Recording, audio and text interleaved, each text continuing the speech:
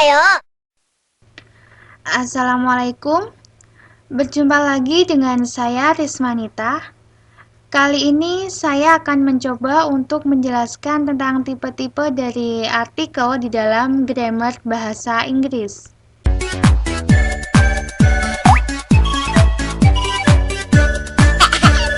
곤테마리가 한 집에 있어.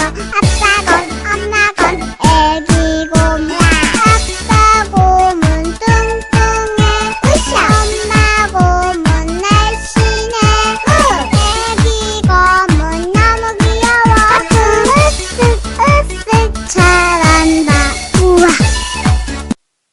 Perhatikan baik-baik ya. Artikel merupakan salah satu jenis dari adjektif yang digunakan untuk menerangkan kata benda atau noun. Dan di dalam bahasa Indonesia, artikel merupakan kata sandang. Perlu kamu ketahui bahwa di dalam bahasa Inggris itu ada dua jenis artikel. Yang pertama, indefinite article, dan yang kedua adalah definite article. Pertama, kita akan membahas tentang indefinite article.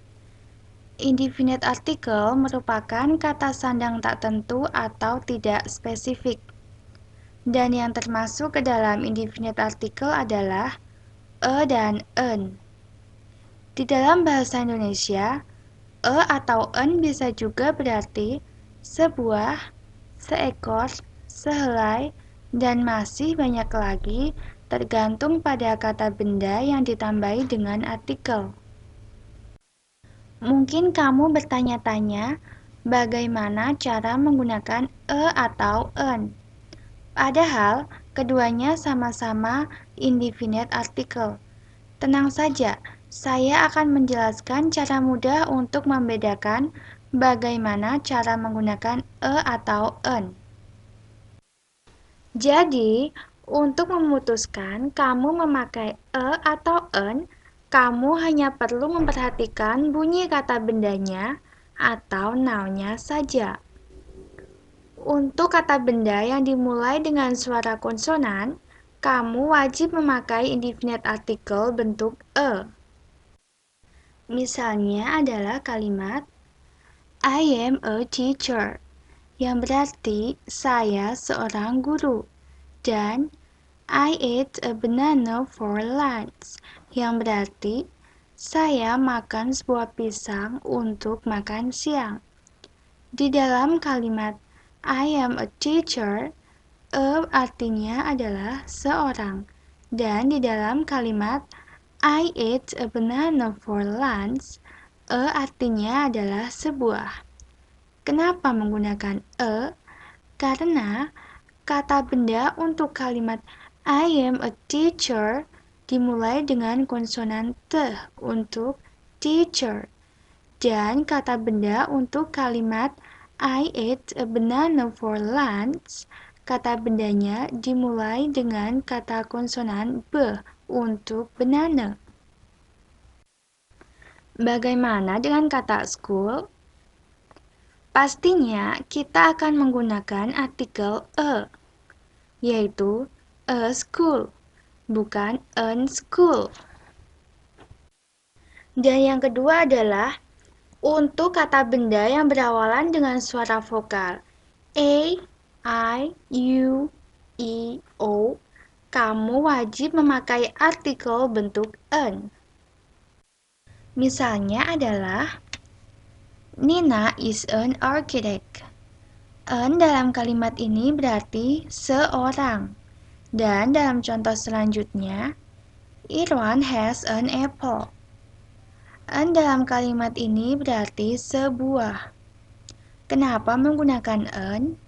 Karena kata benda dalam masing-masing kalimat diawali dengan suara vokal a. Bagaimana dengan kata umbrella?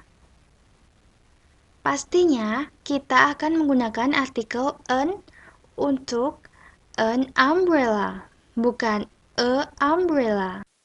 Dan perlu diingat bahwa kita tidak boleh menggunakan e dan an untuk kata benda jamak atau plural, yang misalnya a books.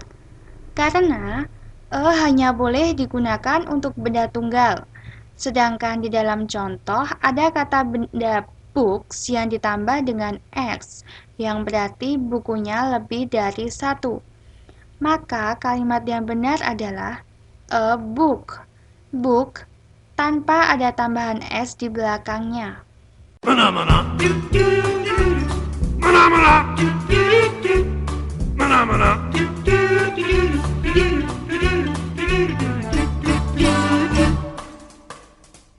Mana-mana.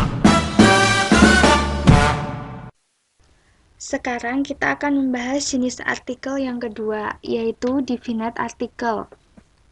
Definite article merupakan kata sandang tertentu atau spesifik.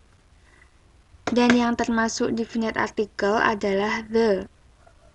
Definite article digunakan untuk benda yang lebih spesifik atau sifatnya lebih jelas. Kemudian juga digunakan untuk nama tempat dan nama arah. Sekarang kita melihat contoh yang pertama dari definite article. Pertama, the sun is shining, artinya matahari bersinar. The di dalam kalimat tersebut menjelaskan benda yang spesifik, yaitu sun.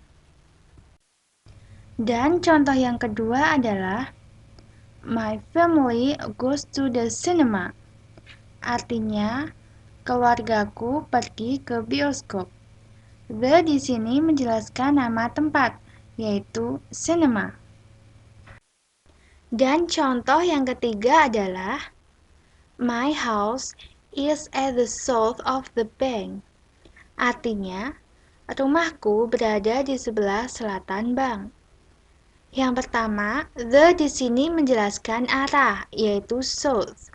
Dan the yang kedua menjelaskan tempat, yaitu bank. Dan perlu kita ingat juga bahwa kita tidak boleh menggunakan the untuk nama negara, nama kota, jalan, danau, teluk, dan benua serta pulau. Bagaimana? Sekarang sudah tahu kan perbedaan antara indefinite article dan definite article? Dan untuk mengetes pemahaman kamu tentang tipe-tipe dari artikel beserta penggunaannya, silahkan kamu mengisi kuis dengan membuka alamat berikut. Oke, kali ini pembahasan tentang tipe-tipe dari artikel sudah selesai. Semoga penjelasan saya kali ini dapat bermanfaat dan wassalamualaikum warahmatullahi wabarakatuh.